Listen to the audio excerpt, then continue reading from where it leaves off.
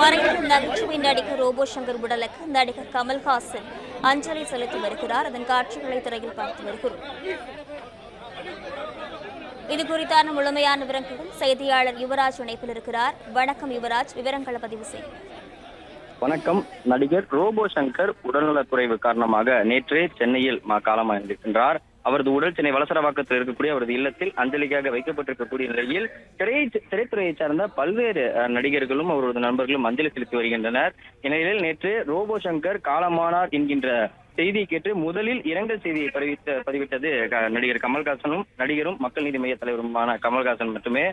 காரணம், நடிகர் ரோபோ சங்கர் தான் என்னதான் பெரிய ஒரு நடிகராக இருந்தாலும் தன்னை ஒரு கமல்ஹாசனுடைய ரசிகராக அடையாளப்படுத்திக் கொள்வதிலேயே மிகவும் பெருமை கொள்வார், விருப்பம் கொள்வார் என்று பலமுறை அவர் தெரிவித்திருக்கின்றார். அதே போன்று தொடர்ந்து கமல்ஹாசனுடன் பல மேடைகளில் மக்கள் நீதி மைய நிகழ்ச்சிகளிலும் சரி, கமல்ஹாசன் கலந்து கொள்ளக்கூடிய எந்த ஒரு நிகழ்வாக இருந்தாலும் அந்த இடத்தில் நடிகர் ரோபோ சங்கரும் கலந்து கொள்வார். அதே போன்று கமல்ஹாசன் நடிப்பில் வெளியான வேட்டையாடு விளையாடு, இந்தியன் போன்ற திரைப்படங்களின் ரீரிலீஸ் கொண்டாட்டத்தில் முதல் ஆளாக நின்று அந்த காட்சி முழுவதும் ரசிகர்களுக்காக ஏற்பாடு செய்து மேலதாள இசைகளுடன் அந்த காட்சிகளை வழங்கி அந்த கொண்டாட்டத்தில் ஈடுபட்டு வந்தார்.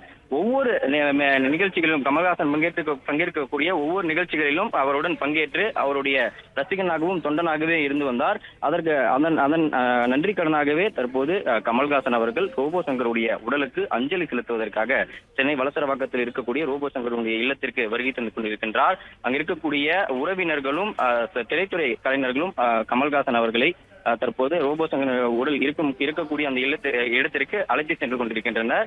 இன்னும் சற்று நேரத்தில் அவர் அந்த ரோபோ சங்கரனுடைய உடலுக்கு தன்னுடைய அந்த இறுதி மரியாதையை இத்துணை காலம் தன்னுடன் பயணித்து வந்த ரோபோ சங்கர் தற்போது உயிரிழந்திருக்கக்கூடிய நிலையில் அவரது உடலுக்கு அஞ்சலி செலுத்துவதற்காக கமல்ஹாசன் வந்து வருகை தந்திருக்கின்றார்.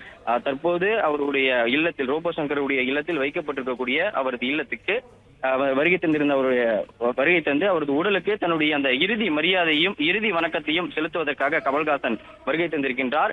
நேற்று முதல் ஆளாக ரோபோ சங்கர் காலமாகிவிட்டார் என்ற அந்த செய்தியை கேட்டு தன்னுடைய ரோபோ என்ற அந்த பேரில் இருந்தாலும் இத்துணை ஆண்டு காலம் தன்னுடன் பயணித்து தற்போது இல்லை என்கின்ற செய்தி தன்னை மிகவும் வருத்தமுடைய செய்வதாக கூறி கமல்ஹாசன் நேற்று இரங்கல் செய்தியும் வெளியிட்டிருந்தார்.